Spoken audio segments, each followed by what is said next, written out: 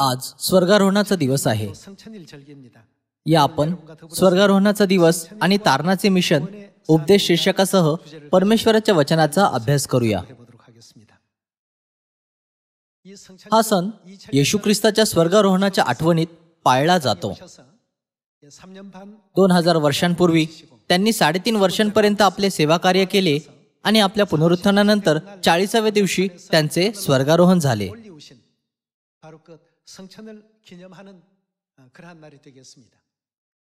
ह्या स्वर्गारोहणाबद्दल प्रेषितांची कृत्ये अध्याय 1 वर एक दृष्टी टाकूया.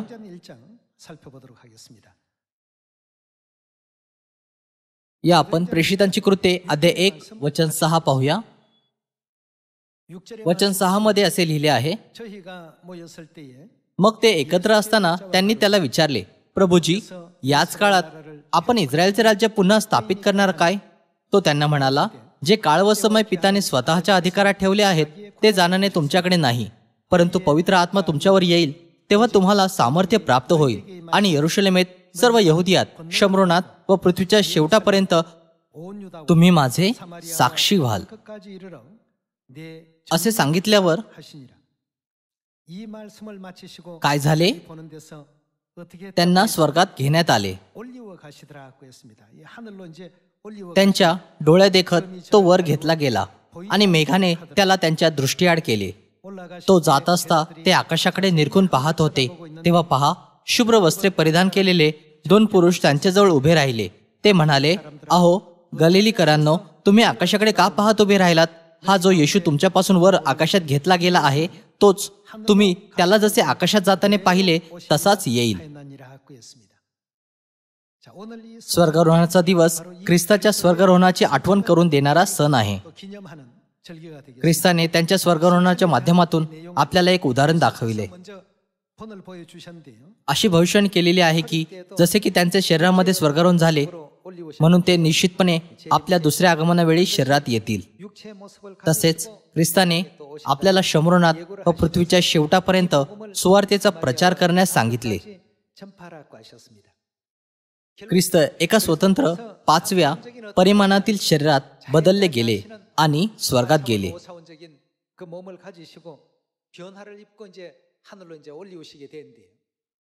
त्यांनी आपल्यासाठी एक उदाहरण ठेवले की आपण देखील स्वर्गात घेतले जाऊ.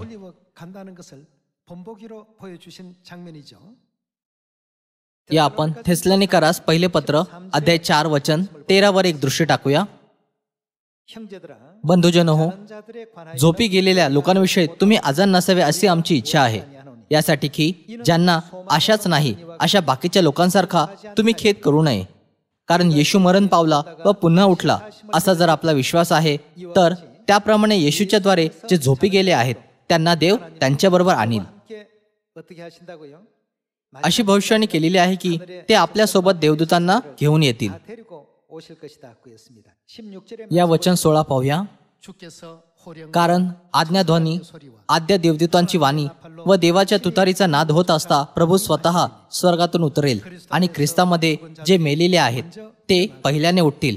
नंतर जिवंत उरलेले आपण त्यांच्याबरोबर प्रभूला सामोरे होण्यासाठी आपले काय होईल? मेघारूढ असे अंतराळात घेतले जाऊ आणि तसेच सदा सर्वदा प्रभूजवळ राहू. म्हणून या वचनांनी एकमेकांना सांत्वन करा. त्या दिवशी परमेश्वर स्वर्गातून उतरतील. त्यावेळेस आज्ञाध्वनी, आद्य देवदूतांची वाणी ऐकू येईल आणि परमेश्वराच्या तुतारीचा नाद होईल आणि जे ख्रिस्तामध्ये मेलेले आहेत ते पहिल्याने उठतील. त्यानंतर आपण जे जिवंत उरणार त्यांचे काय होईल? ख्रिस्त जसे स्वर्गात गेले तसेच ज्या दिवशी ख्रिस्त परत येतील आपण एका क्षणात बदलून जाऊ आणि त्यांना भेटण्यासाठी अंतराळात मेघारूढ असे एकत्र घेतले जाऊ आणि आपण सर्व काळासाठी स्वर्गाच्या राज्यात राहू. परमेश्वराने आपल्याला बायबलद्वारे ही आशा दिली आहे. सर्व लोकांनो, या आपण आपली आशा गमावू नये. या पृथ्वीवरील आपले जीवन कितीही कठीण का असेना तरी तो दिवस जवळ येत नाही का जेव्हा आपण स्वर्गाच्या राज्यात प्रवेश करणार? जसे की आपण स्वर्गाच्या राज्याबद्दल विचार करतो म्हणून या आपण स्वर्गाबद्दलची आपली आशा कधीही न गमावता अडचणींना सहन करूया. 또 천국 소망 끄트리지 않는 그런 우리가 되도록 합시다. या आपण करंथीकारास पहिले पत्र अध्याय 15 सह सुरू ठेवूया. या आपण करंथीकारास पहिले पत्र अध्याय 15 वचन 50 पाहूया.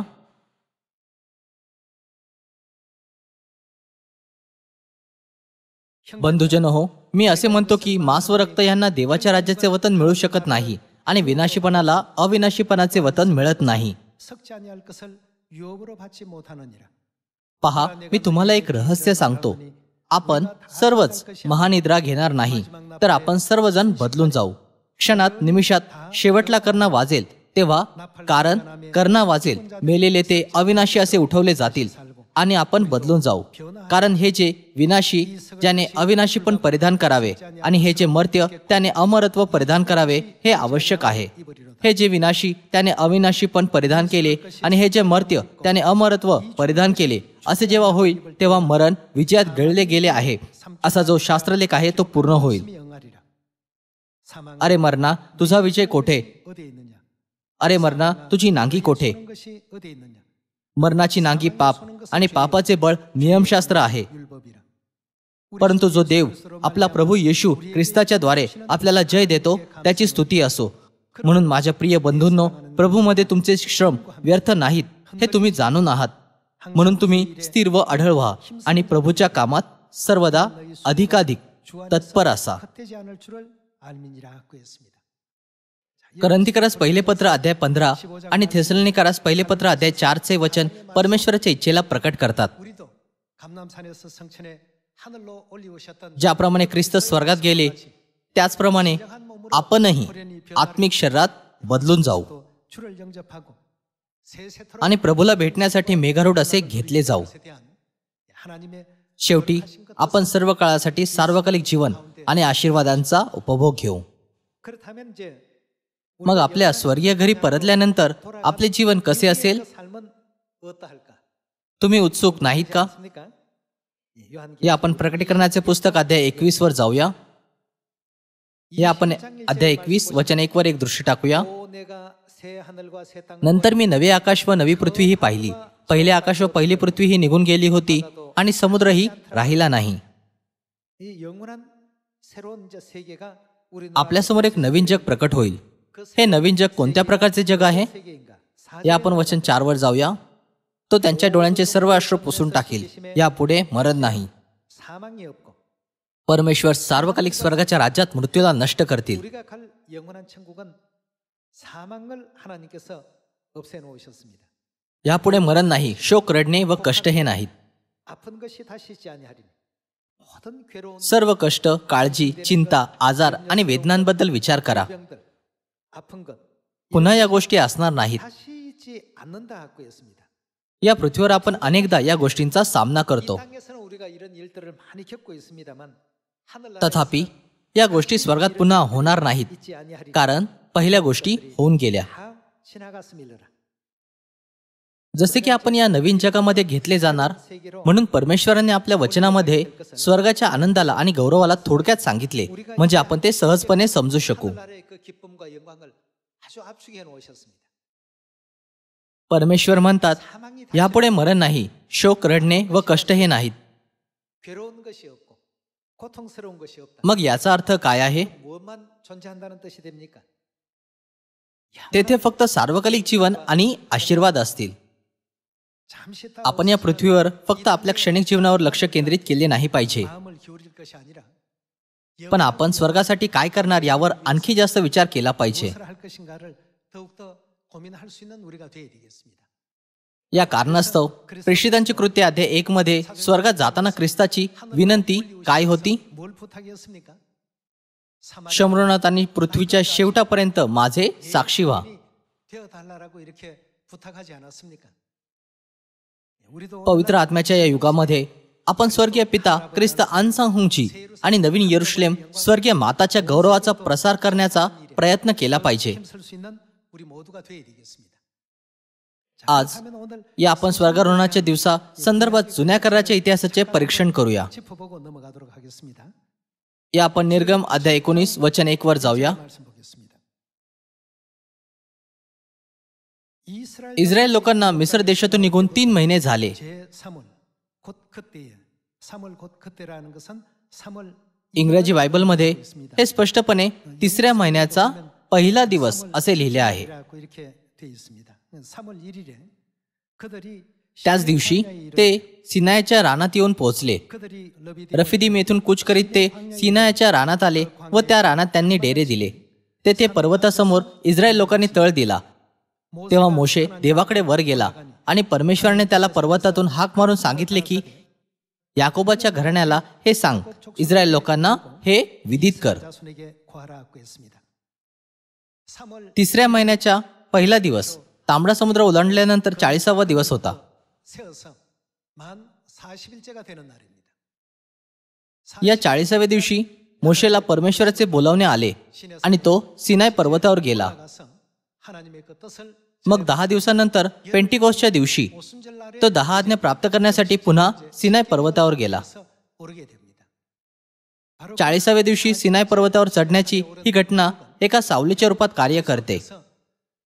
죽은 자가 हे दाखवते की ख्रिस्त मेलेल्यांतून उठल्यानंतर 40व्या दिवशी कसे स्वर्गात जातील.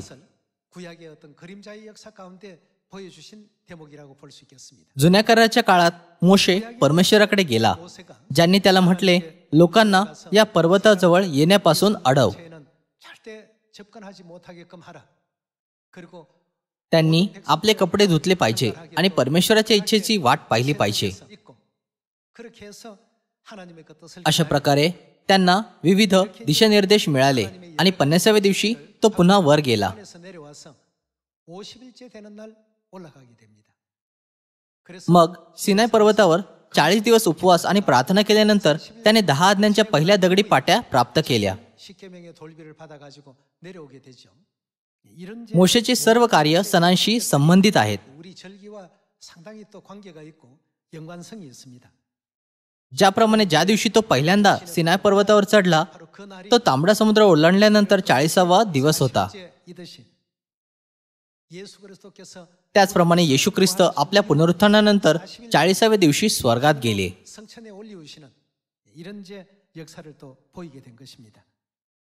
या आपण निर्गमनचे पुस्तक अध्याय 24 वर एक दृष्टी टाकूया. 살펴보도록 하겠습니다. निर्गम अध्याय 24. 14장. या आपण अध्याय 24 वचन 12 वर एक दृष्टी टाकूया. 여호와께서 모세에게 मग परमेश्वर मोशेला म्हणाला, पर्वत चढून माझ्याकडे ये व येथे राहा. मी तुला दगडी पाट्या आणि लोकांच्या शिक्षणाकरिता मी लिहिलेले नियम व आज्ञा देतो. 과 계명을 친히 기록한 돌판을 내게 주리라. परमेश्वराने त्याला 10 आज्ञांचे अभिवचन दिले. 계명을 이제 주겠다는 약속을 하셨습니다. वचन 13. 3절입니다. 모세가 그 तेव्हा मोशे व त्याचा सेवक यहोशुआ हे उठले आणि मोशे देवाच्या पर्वतावर गेला. मोशे वडिलांना म्हणाला, आम्ही तुमच्याकडे परत येईपर्यंत तुम्ही येथेच आमची वाट पाहत राहा. 아론과 अहरोन व हूर हे तुमच्याबरोबर आहेत. कोणाचे काही प्रकरण असले तर ते त्याने त्यांच्याकडे न्यावे. मोशे पर्वतावर गेल्यावर मेघाने पर्वत झाकून टाकला. परमेश्वराचे तेज सिनाय पर्वतावर राहिले आणि मेघाने 6 दिवस तो झाकून टाकला आणि 7व्या दिवशी मेघातून परमेश्वराने मोशेला हाक मारली. पर्वताच्या माथ्यावर परमेश्वराचे तेज भस्म करणाऱ्या अग्नीसारखे इस्रायल लोकांना दिसत होते. मोशे मेघात प्रवेश करून पर्वतावर चढला. 맹렬한 불같이 보였고 मोशे पर्वतावर 40 दिवस व 40 रात्री होता. 40일 40야를 산에 있으리라고 이렇게 말씀을 주셨습니다. 예, 그 40व्या दिवशी तो पहिल्यांदा परमेश्वराकडे गेला आणि परमेश्वराच्या इच्छेला सांगण्यासाठी खाली आला. 받고 이제 내려와서 백성들에게 하나님의 뜻을 다 전하고 मग 난 후에 50व्या दिवशी तो सिनाय पर्वतावर गेला आणि 10 आज्ञांना प्राप्त केले. 계명의 돌비를 받는 그 내용까지 त्याच्या सर्व कार्यांची नोंद निर्गम अध्याय 24 मध्ये आहे. 이렇게 주셨습니다. मोशेचे कार्य सणांचे मूळ बनले. 오늘날 우리가 지금 지키고 있는 절기의 어떤 기원이 된 것입니다. मग आपण हे सण का पाळले पाहिजेत? 지켜야 될까? जगातील लोक या दिवसाला एक सामान्य दिवस समजतात. 우리는 मात्र आपल्यासाठी परमेश्वराचे सण पाळणे का गरजेचे आहे? 안 되는가? या आपण फिलिपी करासचे पुस्तक अध्याय 3 वर एक दृष्टी टाकूया. फिलिपी करास अध्याय 3 वचन 20. 20절입니다. आपले नागरिकत्व 시민권은 आपले नागरिकत्व कोठे आहे? 자, 우리 हे म्हणते की आपले नागरिकत्व या पृथ्वीवर नाही पण स्वर्गामध्ये आहे. 갖고 있습니다. 하늘에 있는 तेथून प्रभू येशू ख्रिस्त हा तारणारा येणार आहे. त्याची आपण वाट पाहत आहोत. ज्या सामर्थ्याने तो सर्व काही आपल्या स्वाधीन करण्यास समर्थ आहे, त्या सामर्थ्याने तो तुमचे आमचे नीचावस्थेतील शरीर स्वतःच्या गौरवस्थेतील शरीरासारखे व्हावे म्हणून त्याचे रूपांतर करील. जसे की आपले नागरिकत्व स्वर्गामध्ये आहे, म्हणून हे सण आपल्यासाठी महत्वाचे आहेत. असे यामुळे आहे कारण की परमेश्वराने मनुष्य जातीच्या तारणासाठी तयार केलेले सर्व सत्य या सणांमध्ये आहेत. ते विनाकारण आपल्या पुनरुत्थानानंतर 40व्या दिवशी स्वर्गात गेले नाहीत. त्याऐवजी हे सर्व भविष्यवाण्यांना पूर्ण करण्यासाठी होते. हेच कारण आहे की ते आपल्या पुनरुत्थानानंतर 40व्या दिवशी स्वर्गात गेले आणि 50व्या दिवशी त्यांनी प्रथम चर्चच्या संतांवर पहिल्या पावसाचा पवित्र आत्मा दिला.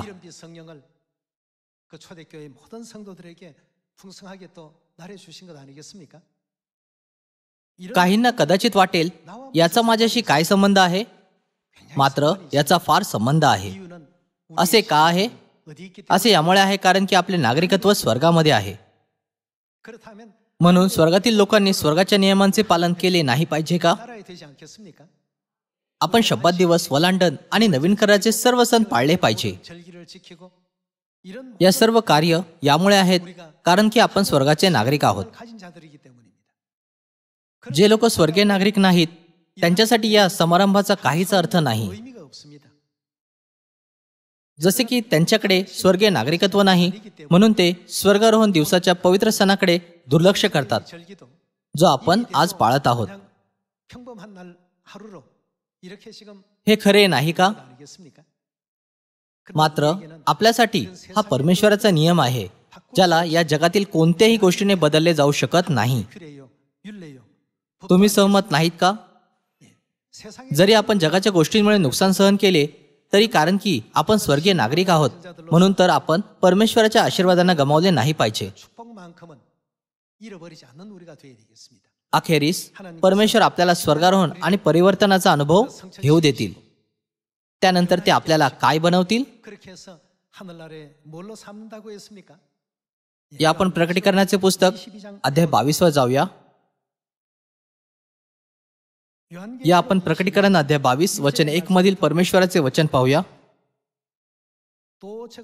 नंतर त्याने देवाच्या व कोकराच्या राजस्थानातून निघालेली नगरीच्या मार्गावरून वाहणारी जीवनाच्या पाण्याची स्फटिकासारखी नितळ नदी मला दाखविली. नदीच्या दोन्ही बाजूंना 12 जातींची फळे देणारे जीवनाचे झाड होते. ते दर महिन्यास आपली फळे देते आणि त्या झाडाची पाने राष्ट्रांच्या आरोग्यासाठी उपयोगी पडतात. पुढे काहीही शापित असणार नाही, तर तिच्यामध्ये देवाचे व कोकराचे राजस्थान असेल आणि त्याचे दास त्याची सेवा करतील. ते त्यांचे मुख पाहतील व त्याचे नाव त्यांच्या कपाळांवर असेल. पुढे रात्र असणार नाही आणि त्यांना दिव्याच्या अथवा सूर्याच्या प्रकाशाची गरज नाही, कारण प्रभुदेव त्यांच्यावर प्रकाश पाडेल आणि ते युगानुयुग राज्य करतील.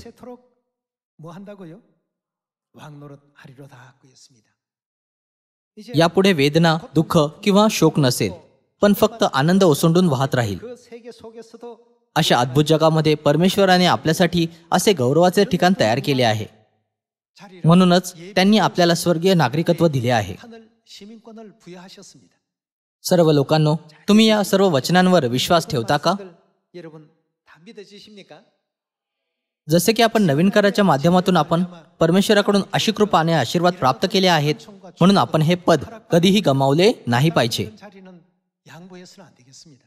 लोक कंपनीतील आपली पदे गमावणे ही गंभीर समस्या समजतात, पण त्यांना स्वर्गातील राजकीय याजकगणांचे पद गमावल्याने काही फरक पडत नाही. ते खरोखर दुर्दैवी आहेत.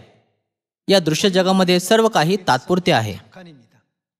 स्वर्गीय गोष्टींवर लक्ष केंद्रित करणे महत्वाचे आहे. जर आपले आत्मिक डोळे या प्रकरणांबद्दल मिटले असले, दुसऱ्या शब्दांमध्ये जर आपण स्वतःला आंधळ्याच्या स्थितीत पाहिले, तर आपल्याकडे त्यानुसार कार्य करण्याशिवाय कोणताच पर्याय नसेल, कारण की आपण खरे सत्य काय आहे हे पूर्णपणे समजू शकत नाही. सर्व लोकांनो, आपण स्वर्गाचे नागरिक आहोत, म्हणून आपण परमेश्वराच्या आज्ञांचे काय केले पाहिजे? आपण त्यांचे पूर्णपणे पालन केले पाहिजे आणि परमेश्वराच्या या अभिवचनावर अढळ विश्वास ठेवला पाहिजे.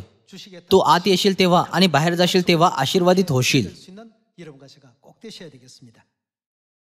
अशा प्रकारे प्रेषित पौल अनेक संकटे सहन करू शकला. जर त्याने फक्त यामुळे ऐहिक इच्छा, संपत्ती आणि गौरवावर लक्ष केंद्रित केले असते की त्याचे कुटुंब श्रीमंत होते, त्याचा वंश आदरणीय होता आणि त्याचे शैक्षणिक पराक्रम उल्लेखनीय होते, तर कदाचित त्याने दुःखाचा मार्ग निवडला असता. मात्र जसे की त्याने स्वर्गाचे स्वप्न पाहिले होते, म्हणून त्याने घोषणा केली, या भौतिक जगामध्ये जरी मला कशीही वागणूक सहन करावी लागली तरी मी स्वर्गीय गोष्टी गमावणार नाही. हे याकोबासारखे आहे, ज्याने आपल्या जांघेतील शीर दाबली जाण्याच्या वेदना सहन केल्या.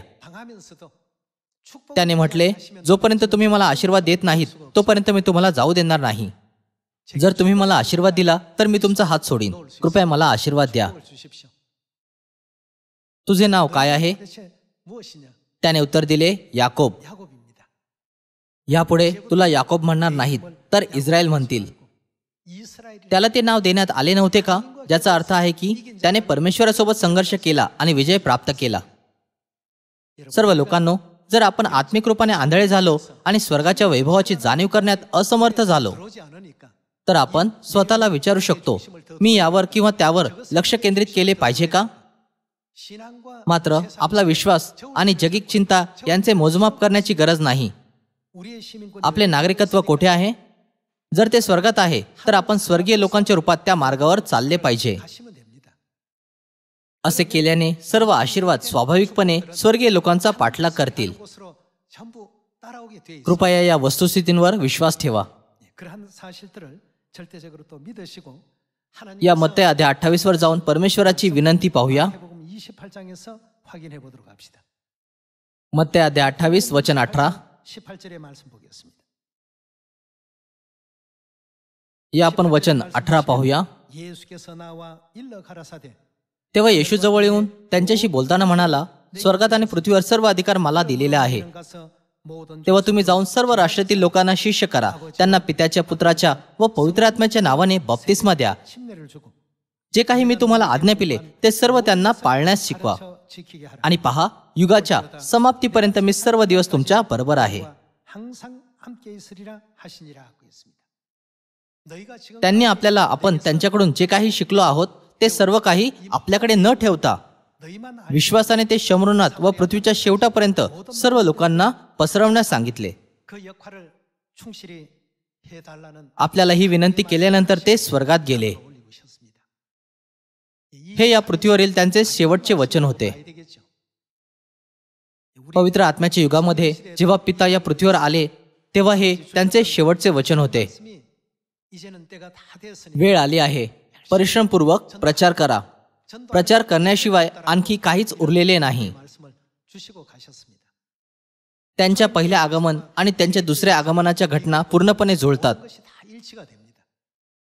त्यांनी एकसारखे कार्य केले. आज जेव्हा आपण स्वर्गारोहणाचा दिवस पाळतो तेव्हा आपण या पृथ्वीवर काय केले पाहिजे? आपण पित्याच्या आज्ञेकडे दुर्लक्ष करणार की आपण त्यांच्या आज्ञेचे पालन करणार? स्वर्गीय नागरिकांच्या रूपात आपण आपल्या मिशनला ओळखले पाहिजे, म्हणजे आपण नवीन कराचे साक्षीदार या रूपात परमेश्वराला जास्त गौरव आणि स्तुती देऊ शकू. तुम्हाला पिता आणि माताचे विश्वासू साक्षीदार बनण्यास सांगून मी दुपारच्या उपदेशाला समाप्त करू इच्छितो. तुमचे खूप खूप आभार.